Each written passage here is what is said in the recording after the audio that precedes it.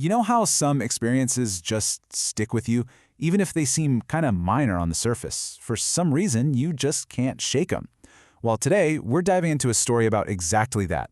A really short project that left a memory way, way longer than its own lifespan. Let's get into why that happens. It's that feeling, isn't it? Like a computer program running in the background that you just can't close. And that one thought, right there, that's where our whole story kicks off. We're going to explore why some experiences haunt us, not because of how long they were, but because of what we feel was left unfinished. Okay, so let's set the scene here. We're talking about professional projects, the stuff that makes up our careers. And the basic assumption is usually pretty simple.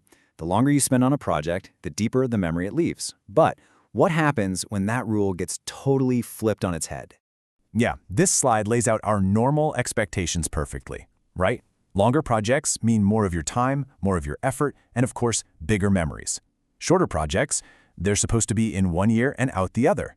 But, as that last line teases, this story is all about the one that broke the mold. And this is the number that makes it all so weird. 3 months. That's it. 90 days. We're not talking about some 2-year marathon here. This was a sprint. So the real question is, what on earth could happen in just 3 months to leave such a permanent mark? Well, the answer starts right here. It's a situation I think a lot of us have probably been in. You start a new role, you've got all these high hopes, and then bam, you run smack into the hard wall of reality.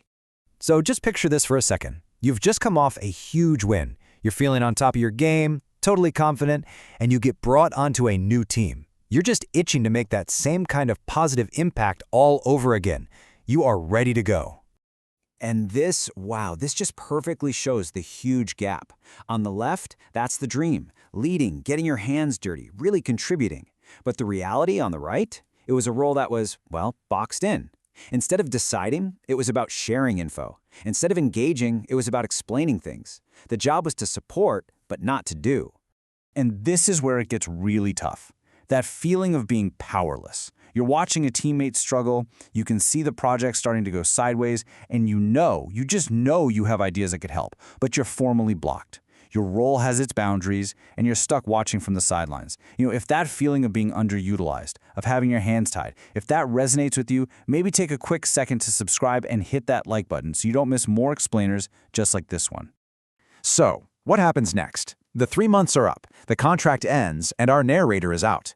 But, as we're about to see, walking out of the office and actually leaving the project behind emotionally, well, those are two very, very different things. This quote just hits the nail on the head. On paper, the job was done, but that emotional checklist, it was still wide open. That feeling of not having closure, of not really making the impact you wanted to make, that's a powerful, nagging feeling that just doesn't go away easily. And that feeling didn't fade, because the project's story kept going. Little bits of news would trickle in over the years, word of rework, of the project still being in chaos. Every update was like a fresh poke, just reopening that wound and reinforcing that feeling of unfinished business. And this is the question, right? The one that echoes through the years. It's that voice of hindsight, the constant what if. It's one thing to say, well, the contract said, but that doesn't quiet that little voice in your head that says maybe, just maybe, you could have done something more. So, after all these years with this feeling just lingering, what's the big lesson here? Well, this is where the story makes a turn. It goes from being a frustrating memory to a really powerful professional insight. This is the core lesson. It wasn't about the 3 months. The thing that made it so haunting was the lack of deep involvement.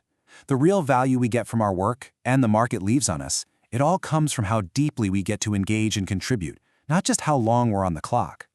And this just puts it perfectly. The memory isn't about the project's nitty-gritty details. It's about the emotional weight of not acting. The frustration of being sidelined, that goes away. But the regret of what you didn't do, that can stick with you for a long, long time. Now, that insight is a real game changer for how you think about your career, isn't it? If you just had a little aha moment yourself, let us know by giving this explainer a like. Okay, so we don't want to just end on a note of regret. We want to end on a resolution. How do you take a memory that haunts you and turn it into a plan for the future? It all boils down to this one question. You can't go back and change the past, but you can absolutely decide how you're going to act next time. That frustrating experience becomes, in a weird way, the best training you could ask for. And here it is, the new game plan. It's not about breaking the rules. Step 1 is to know the boundaries, for sure. But then step 2 is to actively look for ways to add value inside those boundaries. And the crucial part, step 3, is to take that one more step. Not to do someone else's job, but to go just a little bit beyond the bare minimum to make a real difference. And that's the advice, isn't it? Boiled down to its absolute essence, it's this kind but firm message to your past self. It's admitting that, yeah, the situation was tough, but there was still a tiny bit of room to move, a single step that might have changed everything, not just for the project, but for your own sense of closure. And that brings us right back to you. This story is about one person's project, but the feeling is pretty universal. So we want to leave you with this question to think about. When you look back, what's the one step you didn't take that might still be running as an open program in the back of your mind today?